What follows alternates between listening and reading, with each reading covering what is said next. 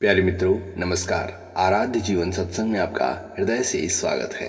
मित्रों, जो लोग सृष्टि की उत्पत्ति मानते हैं अर्थात संसार का नए सिरे से सृजन मानते हैं, उनसे सद्गुरुदेव कबीर साहब पूछते हैं, प्रथम आरंभ कौन को भयऊ, दूसर प्रगट कीन सो ठयऊ, प्रगटे ब्रह्मा विष्णु शिव शक्ति, प्रथमे भक्ति कीन जीव उक्ति, प्रगटे पवन पानी और छाया, बहु विस्तार से प्रगटी माया, प्रगटे अंड पिंड ब्रह्मंडा, पृथ्वी प्रगट कीन नौखंडा, प्रगटे सिद्ध साधक सन्यासी, ई सब लागी रहे अविनाशी, प्रगटे सुर नर मुनि सब झारी, तेहि के खोज परे सब हारी, जीव शिव सब प्रगटे वे ठाकुर सब दास, कबीर और जाने नहीं एक राम नाम की आस। मित्रों, सद्गुरुदेव कबीर साहब कहते हैं, जो लोग सृष्टि का आरंभ मानते हैं, सद्गुरुदेव कबीर साहब उनसे प्रश्न करते हैं कि सर्वप्रथम किसकी सृष्टि हुई है। ब्रह्मा विष्णु तथा महादेव देहधारी जीव हैं, तो ये नारी से ही तो पैदा हुए होंगे, इसलिए शक्ति का अर्थ नारी किया गया है। प्रत्यक्ष देखा जाता है कि शरीरधारी नर नारी के बिना केवल शक्ति से, ऊर्जा से कोई मनुष्य पैदा नहीं होता। सृष्टि में जो क्रम आज नहीं दिखता, वो पहले कहाँ रहा होगा भाई। ये सिर्फ कल्पना ही है और अस्वाभाविक तो है ही।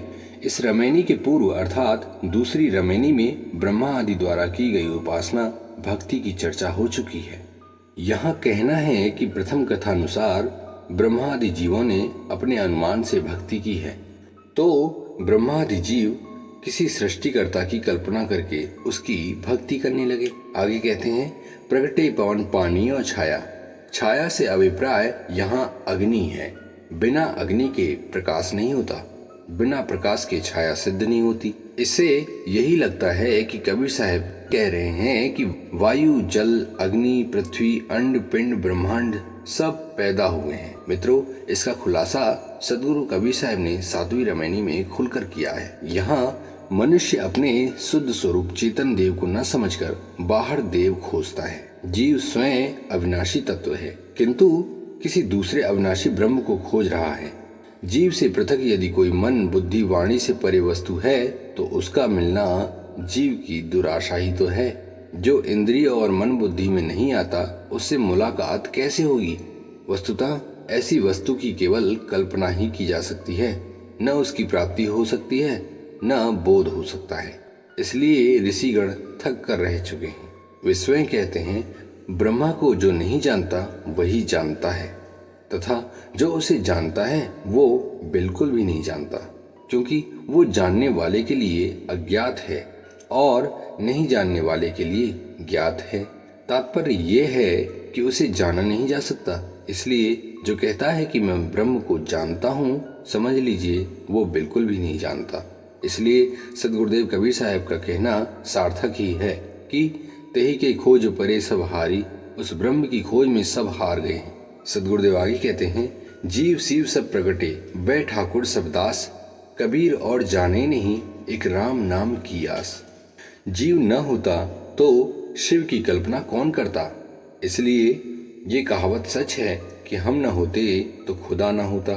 अफसोस है कि जीव अपनी कल्पना को ही शिव मानकर बैठा है, जबकि वो स्वयं शिव है। जीव अपनी कल्पित धारणाओं को ही स्वामी मानकर उसके सामने घुटने टेक देता है। उसे अपनी गरिमा में महत्व का ज्ञात ही नहीं हो पाता। कबीर साहब कहते हैं, कबीर और जाने नहीं एक राम नाम की आस। इसका अर्थ है कबीर साहब और कुछ नहीं जानते, उन्हें केवल राम नाम की ही आशा है। महातार्किक कबीर साहब इतने भोले नहीं है कि वे केवल राम नाम की आशा करके बैठे रह जाएंगे और अन्य कुछ जानने की चेष्टा नहीं करेंगे। यदि वे ऐसे भोले भक्त होते तो पूरा बीजक राम नाम की महिमा का ग्रंथ होता। हाँ, वे ये अवश्य कहते हैं कि राम नाम ने जान के छाड़ दे वस्तु खोटी। तुम समझ रहे हो वो तुम ही तो हो। इसलिए बाहरी कल्पना को छोड़ दो और अपनी ओर लौट कर देखो। यदि कबीर साहब का कोई उपासनी राम है तो वो अपना चैतन्य स्वरूप ही है और कोई दूसरा नहीं। भक्त प्रेमियों, ये थी बीजक रचना की रमैनी 3। इस रमैनी में सद्गुरुदेव कबीर साहब ने सृष्टि की रचना का खंडन किया है। उनका कहना है कि संसार आदि से अंत तक है। इसका न तो कभी सृजन हुआ है और न ही खंडन होगा। मित्रों, क्या आप भी ऐसा ही मानते हैं? कृपया कमेंट करके जरूर बताएं और ऐसे ही आध्यात्मिक ज्ञान के लिए अपने आराध्य जीवन सत्संग में अपना प्रेम यूं ही बनाए रखें। मिलते हैं अगली अमृत प्रेरणा में। तब तक के लिए नमस्कार, धन्यवाद, जय हिंद, वंदे मातरम।